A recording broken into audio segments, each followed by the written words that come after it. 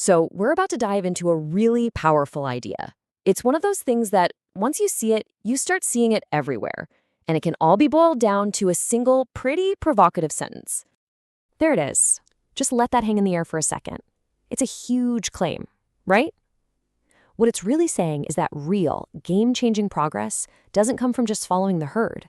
It comes from having the courage and the clarity to see what everyone else is missing. Okay, so it's a great line, but what does it actually mean, in the real world? How do you go from just agreeing with a cool quote to actually being a non-consensus thinker? Well, that's exactly what we're going to unpack right now. First things first, before we can really get non-consensus, we have to understand what it's up against. And that is the powerful, often totally invisible force of consensus. This is the thing we're all swimming in every single day. You can think of consensus as society's default setting. It's that cozy comfort zone where all the ideas that everyone knows are true live. The best practices, the industry standards, the conventional wisdom. It feels safe, it feels smart, but it's almost never where the magic happens. All right, so if consensus is the trap, then non-consensus thinking is the key to getting out. So let's get a really sharp definition of what we're talking about here. Now pay close attention to the wording here because this is absolutely crucial. It's not just about being different. Anyone can be different.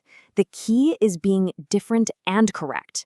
Your viewpoint has to come from your own independent reasoning and solid analysis, not just from a gut feeling or a desire to be edgy. That's the whole ballgame. And this brings us to a really, really important distinction, because there is a world of difference between someone who just disagrees with everything on principle and someone who arrives at a new conclusion through their own hard work. It's so easy to get these two mixed up, right?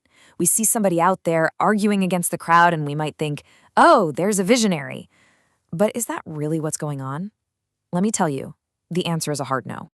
And this just lays it out perfectly. Look at the mindless contrarian. Their whole position is a reaction. They see what the crowd is doing, and they just run in the opposite direction. It's defined by what it's against. But the non-consensus thinker, their position is an origination. It starts from zero. They build their case from the ground up based on their own reasoning, and it doesn't matter if 1,000,000 people agree or 0 people agree. One is a reaction, the other is a revolution. Now, this all sounds good in theory, but the real power of this idea comes to life when you look at history. It's full of people who used this exact mindset to completely change the world. I mean, just think about it. When was the last time a truly world-changing idea came out of a committee meeting? It doesn't happen. The big leaps, the paradigm shifts, they almost always come from an individual or maybe a tiny group who believed in something everyone else thought was crazy. I mean, look at a guy like Copernicus. For over 1,400 years, the consensus from the absolute smartest people on the planet was that the universe revolved around the Earth. Full stop. It was just a fact. But his own math, his own analysis, led him to a completely different conclusion, one that got him into a whole lot of trouble. But he was different, and he turned out to be correct. Or let's jump ahead to our time. In the late 90s, the consensus was that a phone was for talking, maybe texting, and computers were these big beige boxes for offices and nerds. Steve Jobs' non-consensus idea was that a deeply powerful computer should be a beautiful, magical slab of glass that you could carry around in your pocket. Nobody saw that future but him. And the list just goes on and on. The Wright brothers? They were just seen as a couple of bicycle mechanics who were messing around. The idea that doctors should wash their hands? That was once ridiculed by the medical community. The internet? Just a weird project for academics. In every single one of these cases, a non-consensus view that was held with real conviction ended up winning the day. So, this is more than just a cool history lesson. What does this all mean for you, for us, right now? Well, here's the good news. Non-consensus thinking isn't some genetic trait you're born with. It's a skill, and like any skill, it can be developed. This is the million-dollar question, isn't it? It's one thing to know what it is, but it's another thing to know how to actually do it. So let's break down a simple, practical framework you can start using.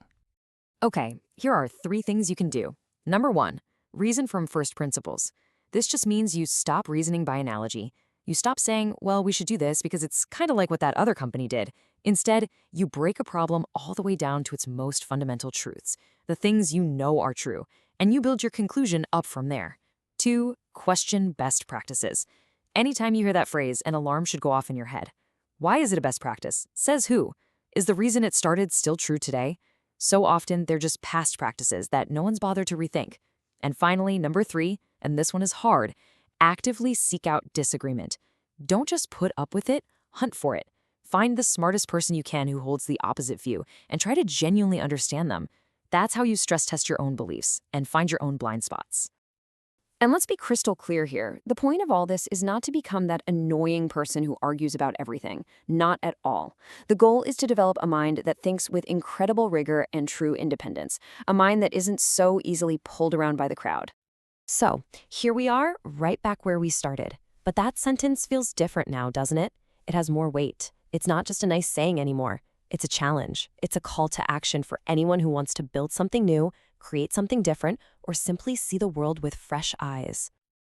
And so, I'll leave you with this final thought to chew on. In your industry, in your company, in your own life, what's the one thing that everybody just accepts as true, without question? What's the best practice that's never challenged? Because that right there, that might just be your single greatest opportunity. The question is, what are you going to see that nobody else does?